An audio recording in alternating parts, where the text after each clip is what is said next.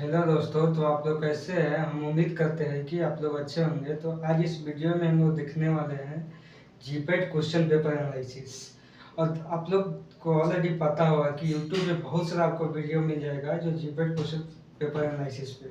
लेकिन हम इस वीडियो पे इसलिए लेकर आए हैं कि हाल फिलहाल में एक पीसीआई का नोटिफिकेशन आया है। उस नोटिफिकेशन में मेंशन किया हुआ है कि जो भी स्टूडेंट जीपेट क्वालिफाई करने के बाद अगर पीसीआई अप्रूव्ड कॉलेज में एडमिशन लेता है तो उसको फुली 2 इयर्स तक स्कॉलरशिप दिया जाएगा।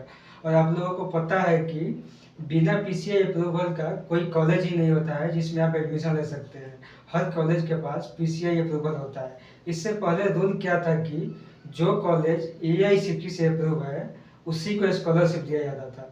लेकिन अभी का जो नोटिफिकेशन आया है उसमें क्लियरली मेंशन किया हुआ है कि जो भी कॉलेज पीसीआई से अप्रूवल है उस सबको स्कॉलरशिप मिलेगा। तो अब आपके पास एक बहुत सा अच्छा मौका है और सुनहरा मौका है कि जीपेट को क्वालिफाई करके कोई भी छोटा से छोटा सा कॉलेज में भी एडमिशन ले करके और आप 2 इयर्स तक स्कॉलरशिप पा सकते हैं। इसके लिए हम लोग सबसे पहले क्या जानना पड़ेगा कि किस सब्जेक्ट से कितना मार्क्स का क्वेश्चन आता है और कौन सा सब्जेक्ट जो होता है मेजर सब्जेक्ट होता है और क्या माइनर सब्जेक्ट होता है और किस सब्जेक्ट पे हमको ज़्यादा फोकस करना चाहिए कि मेरा जीपेट क्वालिफाई हो जाए। क्योंकि सबसे पहले हम लोग क्या देखते हैं कि किसी भी एग्ज़ाम को क्वालिफाई करना है, हमको टॉप करके कुछ करना नहीं है। सबसे पहले हमको क्वालिफाई करना है। क्वालिफाई करके वही बहुत है कि कहीं पे एडमिशन ले लिए और हमको स्कॉलरशिप 2 इयर्स तक है, इसलिए आपका गार्जियन का बर्डन क्या है कि कम हो जाएगा। तो इस सबसे पहले हम लोग देखेंगे कि मेजर सब्जेक्ट क्या होता है और माइनर सब्जेक्ट क्या होता है और मेजर सब्जेक्ट से कितने मार्क्स का क्वेश्चन आता है और माइनर सब्जेक्ट से कितने मार्क्स के क्वेश्चन आते हैं। तो हम लोग देखेंगे कि यहाँ पे सब्जेक्ट है फार्माकोलॉजी हुआ, फार्मास्यूटिक्स हुआ और फार्मास्यूटिकल केमिस्ट्री हुआ। ये तीन आपका क्या होता है मेजर सब्जेक्ट होता है। और ये आपका क्या है लास्ट फार्माकोग्नोसी, ये माइनर में आता है। और एलाइड सब्जेक्ट यानी other subject like hospital pharmacy होता है, वहाँ से भी 2-3 क्वेश्चन मिलता है। और एलाइड सब्जेक्ट में आपको फार्मास्यूटिक्स से भी क्वेश्चन देखने को मिलेगा। यहाँ पे 11 क्वेश्चन पूछता है। और सबसे पहले हम देखें कि फार्माकोलॉजी से कितना क्वेश्चन आता है। तो फार्माकोलॉजी से आप देखेंगे कि 28 क्वेश्चन आता है ओनली फार्माकोलॉजी से। और ईच क्वेश्चन जो होता है 4 मार्क्स का होता है, यानी कि आप लोग देख सकते हैं 28 इंटू 4।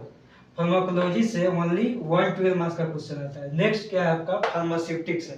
फार्मास्यूटिक्स से 38 क्वेश्चन आता है और ईच क्वेश्चन कितना मार्क्स का 4 मार्क्स का होता है, यानी 152 हो गया। नेक्स्ट फार्मास्यूटिकल केमिस्ट्री है, इससे भी 38 मार्क्स का क्वेश्चन आता है और टोटल इस क्वेश्चन 4 मार्क्स का होता है और टोटल 152 मार्क्स का क्वेश्चन पूछे जाते हैं। नेक्स्ट आपका फार्माकोग्नोसी हो गया, इससे 10 क्वेश्चन आते हैं, इसलिए इसको हम लोग माइनर सब्जेक्ट में रखते हैं। और एक टोटल 40 मार्क्स का क्वेश्चन इससे आता है। और एलाइड सब्जेक्ट यानी अदर सब्जेक्ट से भी 11 क्वेश्चन आते हैं 44 मार्क्स का। टोटल आपका 500 हो जाता है। तो इस वीडियो में हम लोग को देखना है कि कौन से सब्जेक्ट पे ज़्यादा फोकस करना चाहिए। तो सबसे पहले हम लोग देखेंगे कि आपका जो भी सब्जेक्ट मजबूत है यानी जिसमें आपका इंटरेस्ट ज़्यादा है, एरिया ऑफ इंटरेस्ट आपका ज़्यादा है, उस सब्जेक्ट पे आप सबसे ज़्यादा फोकस कीजिए। जैसे कि आप लोग जानते हैं कि कोई स्टूडेंट का होता है फार्माकोलॉजी मजबूत होता है, किसी का केमिस्ट्री मजबूत होता है, किसी का स्टैटिस्टिक्स मजबूत होता है। अगर कोई भी इसमें से एक सब्जेक्ट आपका मजबूत है, उस सब्जेक्ट को अच्छा से पढ़िए, अच्छा से रीड कीजिए कि वहाँ पे मैक्सिमम क्वेश्चन आप वहाँ का डील कर सके, बना सके। अगर एक सब्जेक्ट भी अच्छा से आप कर लेते हैं तो आप जीपेट को इजीली क्वालिफाई कर सकते हैं और किसी भी कॉलेज में एडमिशन ले सकते हैं। तो मान लीजिए कि अगर आपका फार्माकोलॉजी बहुत अच्छा है, आपको फार्माकोलॉजी पढ़ने में बहुत अच्छा इंटरेस्ट है, तो फार्माकोलॉजी से कितना क्वेश्चन आता है 28 क्वेश्चन आता है। 28 इंटू 4 112 मार्क्स का क्वेश्चन आता है। और आपका सिविक्स और केमिस्ट्री, इससे अगर आप थोड़ा बहुत तो जानते ही होंगे बेसिक सिविक्स और केमिस्ट्री, अगर इससे आप 38 में 10 क्वेश्चन भी बना लेते हैं, 10 दोनों सौ, तो कितना हो गया 10 + 10 20 + 28 48 क्वेश्चन हो गया।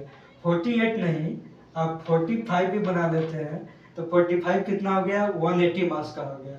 45 इंटू 4 आपका 180 हो गया, 180 मार्क्स का क्वेश्चन हो गया। अगर आप जीपेट में 160 टू 200 के बीच में अगर मार्क्स ला रहे हैं तो आप जीपेट को इजीली क्वालिफाई कर देंगे।